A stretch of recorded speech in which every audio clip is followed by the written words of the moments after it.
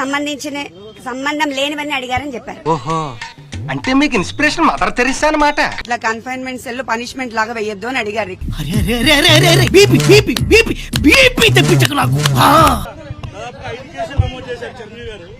హీరోలు వచ్చారు. ఈ ఏ కేసుల్లో కూడా నిజాలేం లేవు. ఎలా అయినా వంశీ గారిని కొంతకాలం అయినా జైల్లో బంధించాలన్న ప్రయత్నమే తప్ప ఇంకేం. నేను దొరికిపోయాను. ఒక్కోసారి ఇలా జరుగుతూ ఉంటుందిరా, ఫీల్ అవ్వకు. ఆల్మోస్ట్ ఇవన్నీ కూడా రేపు కోర్టులో నిలబడేవి కాదు. ఇప్పుడు అబ్బా నువ్వేం టెన్షన్ పడకన్నా, అంతా మన మంచిగా జరిగింది. ఇప్పుడు చంద్రబాబు నాయుడు బాగా నీతివంతుడని చెబుతున్నాడు కదా, తప్పైపోయింది అంతే. అర్థం కావట్లేదా ఇంకా అవినీతి చేసేవాడు ఎవడని?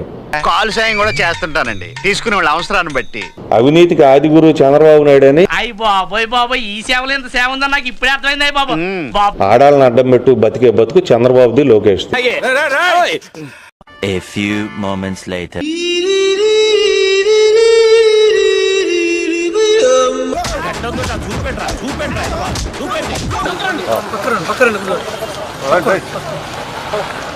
ఎన్నో ఫీల్డ్స్ ఉండగా మీరు ఈ ఫీల్డ్ ఎందుకు సెలెక్ట్ చేసుకున్నారు?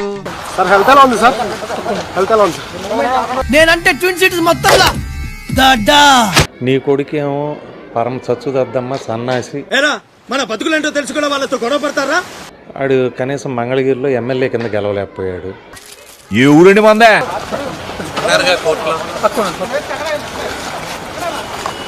ఎంత గొప్పడు, వద్దన్నా గాని ఉన్నదంతా దాన ధర్మాలు చేసాడు.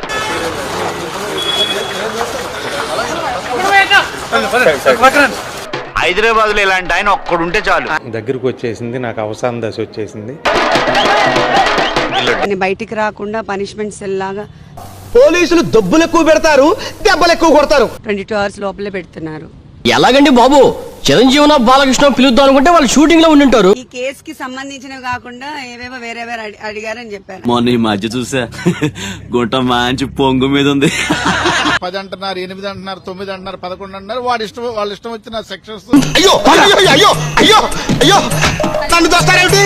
ఒక దాంట్లో బెయిల్ వేసాం. ఇప్పటికి ఎన్ని కేసులు కట్టారో తెలియదు. నేనున్నదే సేవ చేయడానికి, నా చేత సేవ చేయించుకోకపోతే నీ కర్మ. భవిష్యత్తులో కూడా అన్ని అలాగే జరుగుతాయి. నాకు రాని ఆలోచన నీకెందుకు వచ్చింది? అది తినకు తెలుసు. నా కేసుల గురించి అంటారు. తీసుకెళ్లి లోపలేస్తా. సో నాకెవరు అసిస్ట్ చేయట్లేదు. నాకు సీజర్స్ వచ్చినప్పుడు వస్తా, నీకు కావలసినంత ఇస్తా. అదేమంటారు, మెంటల్ గా లో చేస్తున్నారు. ఈ శిల్పి దొంగను కలవడానికి మీరు రెడీగా ఉన్నారా? అసలు what is the motive of doing all this? ఈ ప్రపంచంలో నీది నాది అంటూ ఏముండదు, అంతా మందే. ఈ లోపు నేను నా కొడుకుని ఏమీ చేయలేకపోతే వాడు పనికిరాని అదవా ఇప్పటికే.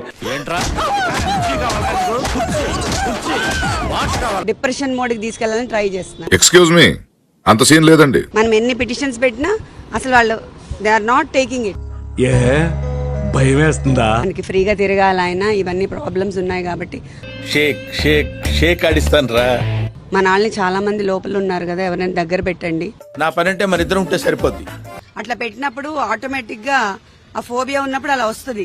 సరే నువ్వు ఇంట్లో రెడీగా ఉండు, మా వాళ్ళు వస్తారు, వంట ప్రోగ్రామ్ షూట్ చేస్తారు. పెట్టేస్తున్నారు. ఆయన హైట్ తెలుసు కదా మనకి, 6'4" లో ఎలా ఉంటారు. రెడ్ బుల్ తాగొస్తాను, రెడీగా ఉండు.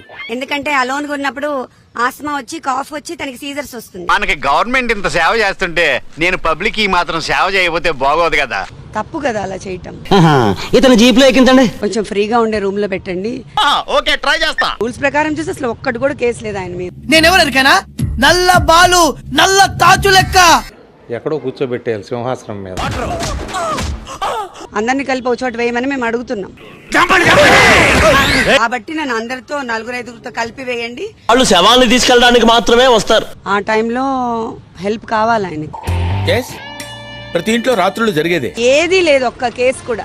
నేను అదే కోరుకుంటున్నారు. ఏం ఇబ్బందులు ఏం లేవు. సూపర్.